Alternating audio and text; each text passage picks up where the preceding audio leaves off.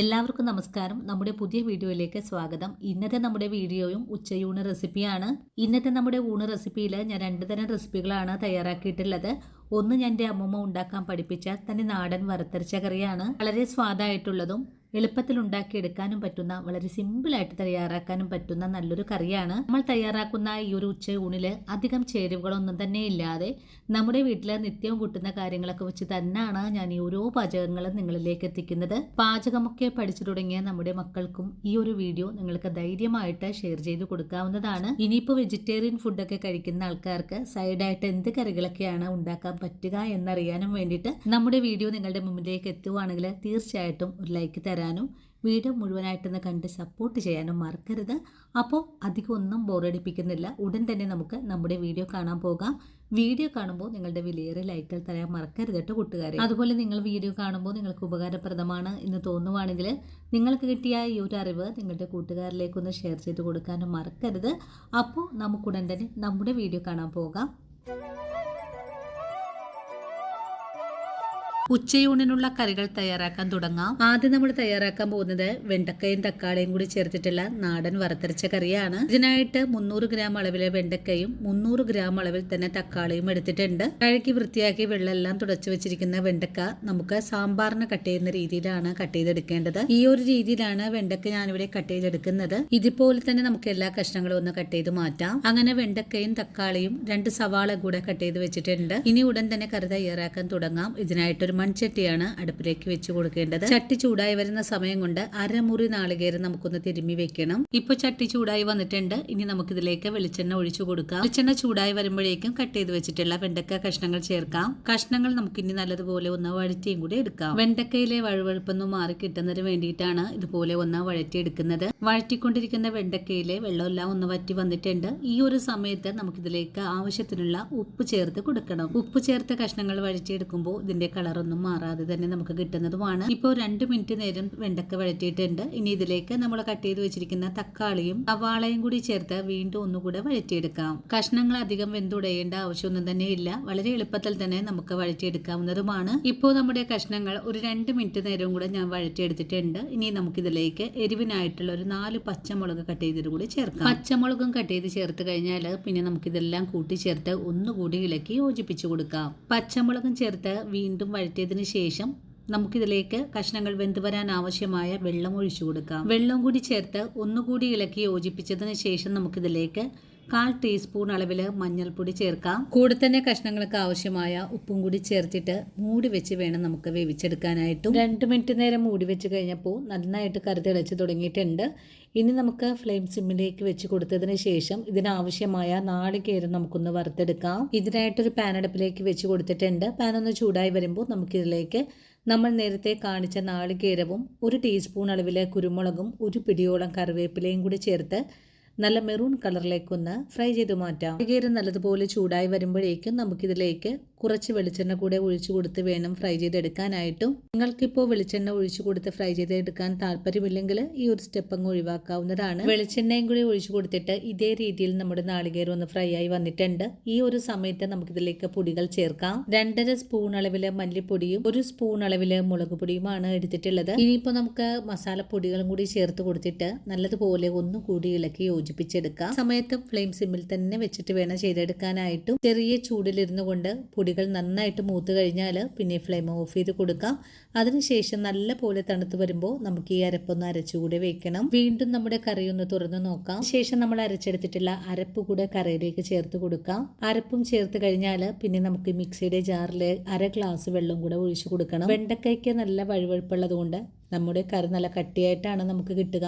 അതുകൊണ്ട് കുറച്ചുകൂടെ വെള്ളം ചേർത്തിട്ട് കറി ഒന്ന് ലൂസാക്കി എടുക്കാവുന്നതുമാണ്. ഇനി നമ്മുടെ കറി ഒന്ന് തിളച്ചു വരുന്ന താമസം മാത്രമേ ഉള്ളൂ. അതിനുശേഷം നമുക്കൊരു താളിപ്പ് കൂടി ചേർത്താൽ നമ്മുടെ വളരെ രുചികരമായിട്ടുള്ള തനി നാടൻ വെണ്ടയ്ക്ക വറുത്തരച്ച കറി ഇവിടെ റെഡി ആയിട്ടുണ്ട്. ചെറിയ തീയിലിരുന്നു കൊണ്ട് നമ്മുടെ കറി നന്നായിട്ട് തിളച്ചു വന്നു. വറുത്തരച്ച കറികൾ അധികം വെട്ടി തിളപ്പിച്ചെടുക്കരുത്. അങ്ങനെ ചെയ്യുവാണെങ്കിൽ നമ്മുടെ കറികളുടെ രുചിയൊക്കെ നഷ്ടപ്പെടാൻ സാധ്യതയുണ്ട്. ഈ ഒരു കറിയും എൻ്റെ അമ്മൂമ്മ ഉണ്ടാക്കാൻ പഠിപ്പിച്ചതാണ്. ഇനി നമുക്കൊരു താളിപ്പ് ചെയ്തെടുക്കാം. ഇതിനായിട്ടൊരു താളിപ്പ് ചട്ടി അടുപ്പിലേക്ക് വെച്ചിട്ടുണ്ട്.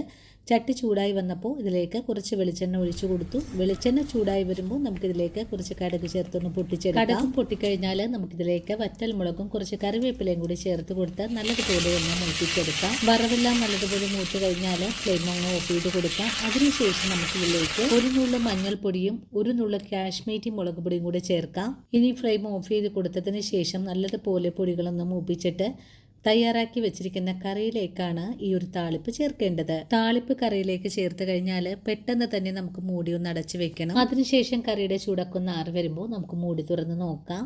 അങ്ങനെ നമ്മുടെ വളരെ രുചികരമായിട്ടുള്ള വെണ്ടയ്ക്ക തക്കാളി വറുത്തരച്ച കറി ഇവിടെ റെഡി ആയിട്ടുണ്ട്. ഈ ഒരു തന്നെ നാടൻ കറി എല്ലാവരും തയ്യാറാക്കി നോക്കണേ. നല്ല ടേസ്റ്റ് ആണ്, വളരെ സിമ്പിൾ ആണ്. കാഴ്ചയിൽ സാമ്പാർ പോലെയാണെങ്കിലും സാമ്പാറിന്റെ ടേസ്റ്റ് അല്ല.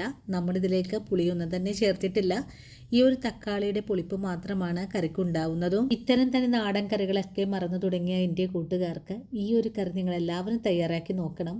തയ്യാറാക്കി നോക്കിയിട്ട് അഭിപ്രായങ്ങളെല്ലാം കമന്റ്സ് ആയിട്ട് അറിയിക്കാൻ മറക്കരുത്. ഇനി നമുക്ക് ഈ വറുത്തരച്ച കറി ഒന്ന് മാറ്റി വെച്ചതിന് ശേഷം ക്യാബേജ് തോരൻ തയ്യാറാക്കാം. ഇതിനായിട്ട് ഞാനിവിടെ വയലറ്റ് ക്യാബേജ് ആണ് എടുത്തിട്ടുള്ളത്. നമ്മൾ ഇന്ന് ചെയ്തിട്ടുള്ളത് 4 പേർക്ക് കഴിക്കാൻ പറ്റുന്ന ഊണ് റെസിപ്പിയുടെ കറികളാണ്. 1/4 കിലോ അളവിലാണ് ക്യാബേജും എടുത്തിട്ടുള്ളത്. ക്യാബേജ് കഴുകി വൃത്തിയാക്കി കട്ട് ചെയ്ത് കൂടി വെച്ചിരിക്കുവാണ്. ഇനി നമുക്കിതിലേക്ക് കുറച്ച് കാര്യങ്ങളൊക്കെ ചേർത്ത് കൊടുക്കണം. അതുപോലെ ക്യാബേജ് തോരൻ ചെയ്യുമ്പോൾ നല്ല ഫ്രഷ് ആയിട്ടുള്ളത് വേണോട്ടോ എടുക്കാനായിട്ട്. ക്യാബേജിലേക്ക് ആദ്യം ചേർത്ത് കൊടുക്കുന്നത് ഒരു സവാളയാണ്. സവാള ചേർത്താൽ ഉടൻ തന്നെ നമുക്കിതിലേക്ക് എരിവിനായിട്ടുള്ള പച്ചമുളക് ചേർക്കാം. ഇവിടെ തന്നെ കുറച്ച് കറിവേപ്പിലയും കൂടെ ചേർക്കാം. ഇനി ആവശ്യത്തിനുള്ള ഉപ്പും ചേർക്കണം. ഉപ്പും ചേർത്ത് കൊടുത്തിട്ട് പിന്നെ നമുക്കിതിലേക്ക് ആവശ്യമായിട്ടുള്ളത് ഒരു വെളുത്തുള്ളിയാണ്. വെളുത്തുള്ളി കട്ട് ചെയ്ത് ഇതിലേക്ക് ചേർക്കാം. ഇനി ഇതിലേക്ക് ഒരു കൈപ്പിടിയോളം നാളികേരം കൂടെ ചേർക്കാം. നാളികേരം കൂടി ചേർത്ത് കഴിഞ്ഞാൽ പിന്നെ ഒരു നുള്ളു നല്ല ജീരകം പൊടിച്ചത് ചേർക്കണം. അതിനുശേഷം നമ്മുടെ കൈ ഉപയോഗിച്ച നാളികേരം ഇതുപോലെ ഒന്ന് പിഴിഞ്ഞതിന് ശേഷം ഇതെല്ലാം കൂട്ടിച്ചേർത്ത് ഒന്നുകൂടെ കുഴച്ചെടുക്കണം. നാളികേര പാല് നമ്മുടെ ക്യാബേജിൽ എത്തുന്ന രീതിയിലായിരിക്കണം നമ്മളൊന്ന് കുഴച്ചെടുക്കേണ്ടത്. ക്യാബേജും നാളികേരവും എല്ലാം ചേർത്ത് നല്ലപോലെ ഒന്ന് കുഴച്ചു കഴിഞ്ഞാൽ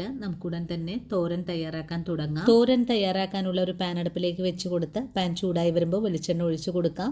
വെളിച്ചെണ്ണ ചൂടായി വരുമ്പോൾ കടുക് ചേർത്തൊന്ന് പൊട്ടിച്ചെടുക്കാം. കടുക് നല്ലവണ്ണം പൊട്ടിക്കഴിഞ്ഞാൽ പിന്നെ നമ്മൾ മിക്സ് ചെയ്ത് വെച്ചിരിക്കുന്ന ക്യാബേജ് ആണ് ഇതിലേക്ക് ചേർക്കേണ്ടത്. ക്യാബേജ് എണ്ണയിലേക്ക് ചേർത്ത് കഴിഞ്ഞാൽ പിന്നെ നമുക്കിതുപോലെ ഒന്ന് ഇളക്കി യോജിപ്പിച്ച് കൊടുക്കാം. എല്ലാ ഭാഗവും നന്നായിട്ട് ഇളക്കി കൊടുത്തു കഴിഞ്ഞാൽ പിന്നെ നമുക്കൊന്ന് മൂടി വെച്ച് വേണം വേവിച്ചെടുക്കാനായിട്ട്. ക്യാബേജ് ആവിയിൽ വേവുന്ന പച്ചക്കറിയാണ്. മൂടി വെച്ച് കൊടുക്കുമ്പോൾ ചെറിയ തീയിലായിരിക്കണം. അപ്പോൾ ധാരാളം ആവി വെള്ളം ഇറങ്ങി വന്നാണ് ഈ ഒരു ക്യാബേജ് വെന്ത് കിട്ടുന്നതും.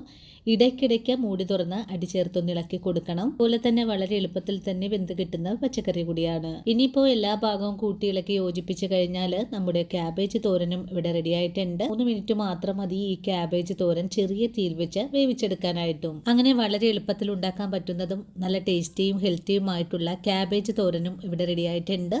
ഇനി നമുക്കുടൻ തന്നെ ഈ ഒരു തോരനും മറ്റൊരു പ്ലേറ്റിലേക്ക് മാറ്റാവുന്നതാണ്. അപ്പോൾ ഇന്നത്തെ നമ്മുടെ ഉച്ചയൂണ് റെസിപ്പിയിലും 2 തരം കറികളാണ് ഞാൻ ഉൾപ്പെടുത്തിയിട്ടുള്ളത്. കൂടുതൽ കറികൾ ഉൾപ്പെടുത്താത്തത് നമ്മുടെ വീഡിയോസ് കാണാതെ പോകുന്നത് കൊണ്ടുമാണ്. ഇനി ഈ ക്യാബേജ് തോരൻ ഒരു സെർവിംഗ് പ്ലേറ്റിലേക്ക് മാറ്റിയതിന് ശേഷം ഊണ് വിളമ്പി തുടങ്ങാം. ഇത് ഭംഗിയാണല്ലേ, കഴിക്കാനും നല്ല ടേസ്റ്റ് ആണ്. എല്ലാവരും വീട്ടിൽ ട്രൈ ചെയ്ത് നോക്കണേ. ഇതുപോലൊരു കളറിലുള്ള ക്യാബേജ് ഒക്കെ വെച്ച് തയ്യാറാക്കുമ്പോൾ കുട്ടികൾക്കും കഴിക്കാനായിട്ട് വളരെ തന്നെ ഇഷ്ടപ്പെടും. ഇനി നമുക്ക് ഈ ക്യാബേജ് തോരൻ ഒന്ന് മാറ്റി വെച്ചതിന് ശേഷം ഊണ് വിളമ്പി തുടങ്ങാം. ഇതിനായിട്ടൊരു പ്ലേറ്റ് എടുത്ത് വെച്ചിട്ട് ഇതിലേക്ക് ആവശ്യത്തിനുള്ള ചോറാണ് ആദ്യം വിളമ്പുന്നത്. ചോറ് വിളമ്പിക്കഴിഞ്ഞാൽ പിന്നെ നമ്മൾ തയ്യാറാക്കിയിട്ടുള്ള വറുത്തരച്ച കറിയാണ് സൈഡായിട്ട് വെച്ചു കൊടുക്കുന്നത്. ഈ ഒരു സമയത്തും നമ്മുടെ കറി നല്ല കട്ടിയായിട്ടാണ് കേട്ടോ വന്നിട്ടുള്ളത്. നല്ല ടേസ്റ്റ് ആയിട്ടുള്ള വളരെ സിമ്പിൾ ആയിട്ടുള്ളൊരു കറിയാണ്. എല്ലാവരും വീട്ടിൽ ട്രൈ ചെയ്ത് നോക്കണേ. ഇന്നത്തെ നമ്മുടെ വീഡിയോ ഇത്രയേ ഉള്ളൂ. ഈ ഒരു വീഡിയോയും കണ്ടിട്ട് എൻ്റെ കൂട്ടുകാരൊന്ന് ട്രൈ ചെയ്ത് നോക്കണം.